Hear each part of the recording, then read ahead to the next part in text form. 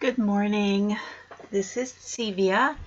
I am with Inner Being Healing Arts, and this is a program of the Dallas Meditation Center, and it's Zen2Grow. So what I do is I read Thich Nhat Hanh's book as we breathe and meditate just a little bit, and then Brother Chi Sing's book, I Am Home, and this is his Dharma Talks. So I hope you're doing well, and we'll just start.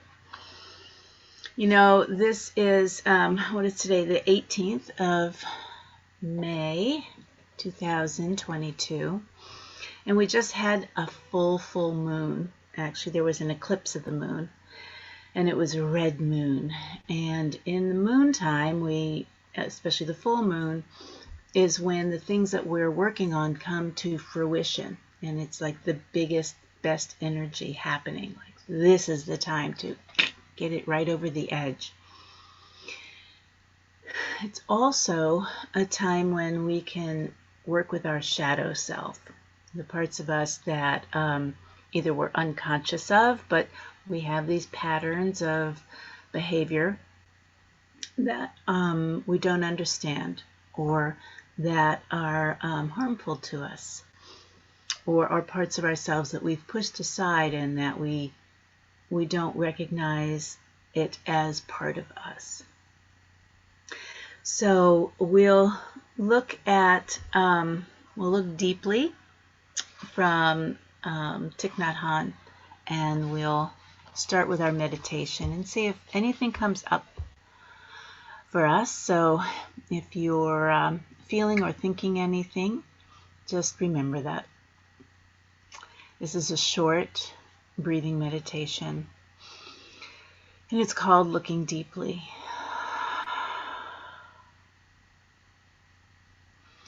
Aware of the hair on my head, I breathe in. Seeing the impermanence of the hair on my head, I breathe out. Aware of my tongue, I breathe in. Seeing the impermanence of my tongue, I breathe out. Aware of my heart, I breathe in. Seeing the impermanence of my heart, I breathe out. Aware of my body, I breathe in. Seeing the impermanence of my body, I breathe out. Aware of the world, I breathe in. Seeing the impermanence of the world, I breathe out. Aware of my nation, I breathe in. Seeing the impermanence of my nation, I breathe out. Aware of governments, I breathe in. Seeing the impermanence of governments, I breathe out. This helps us acknowledge the impermanence of life, the impermanence, hopefully, of our beliefs and our thoughts, and of our attachments. Life is impermanent, but it does not mean that it's not worth living.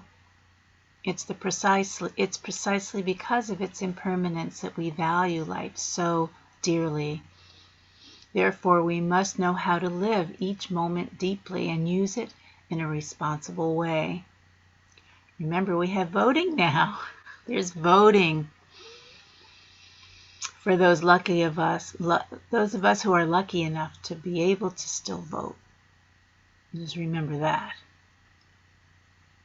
We must know how to live each moment deeply and use it in a responsible way. If we're able to live the present moment completely, we'll not feel regret later. We will know how to care for those who are close to us and how to bring them happiness. Many people are always restless and in a hurry and do not know how to look after their bodies and their minds. Night and day, bit by bit, they barter their health away in order to obtain material comforts. In the end, they destroy body and mind for the sake of these unimportant things. This exercise also can help us to look after our bodies and our minds. I am home.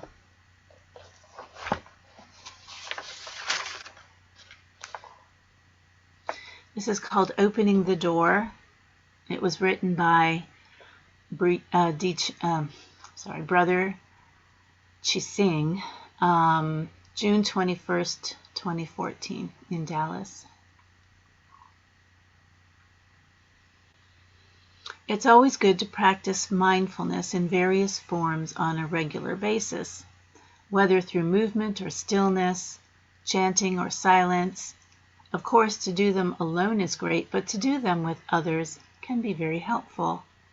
It generates a lot of positive energy, and that we can share that with the world. Spiritual lessons in mindfulness practice help us realize the reality of impermanence while we are dealing with our own mortality and the mortality of those we love. There's no way of getting around it. Acknowledging impermanence in our lives opens the door for us to work on our spiritual lessons, like acceptance and forgiveness.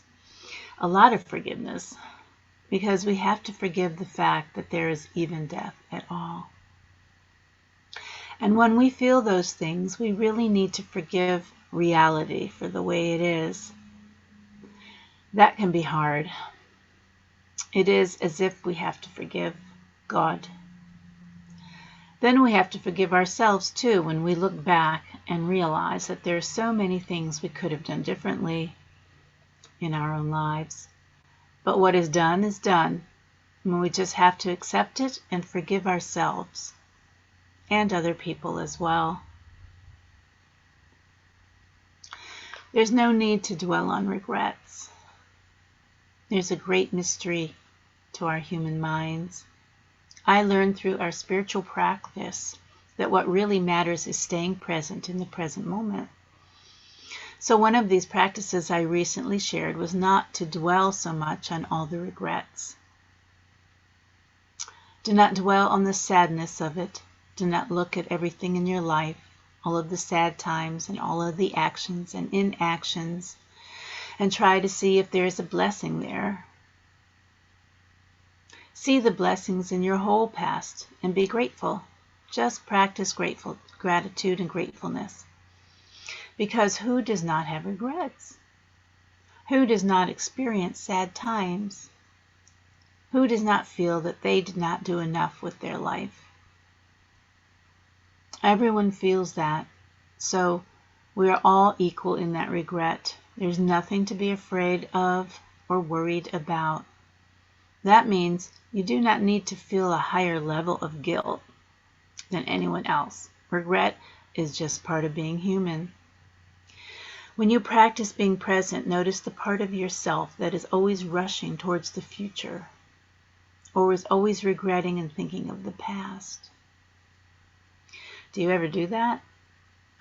When you are mad at someone from the past, do you just keep playing the conversation over and over again? Maybe even making up new conversations? That's such a waste of our time. We'll never hear it. It's only in your head. It's a waste of your time because it takes you away from the fullness of the present moment. So don't allow yourself to get carried away by worrying about the future or regretting the past. Stay in the present. Enjoy the present. Appreciate the present. Be responsible for the present.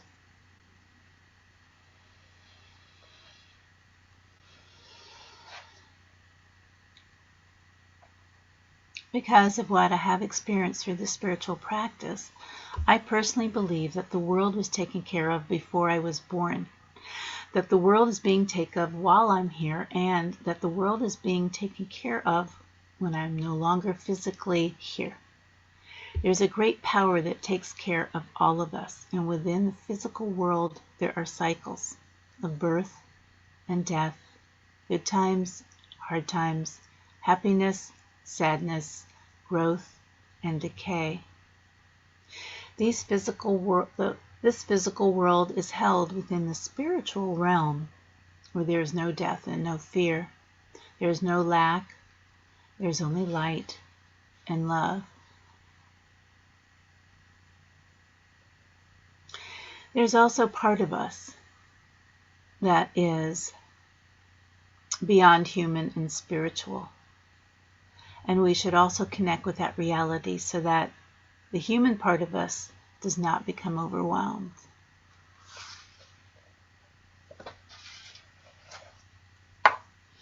So think about all of these things for your week. Release and let go. Accept that there are mistakes and work towards bettering them.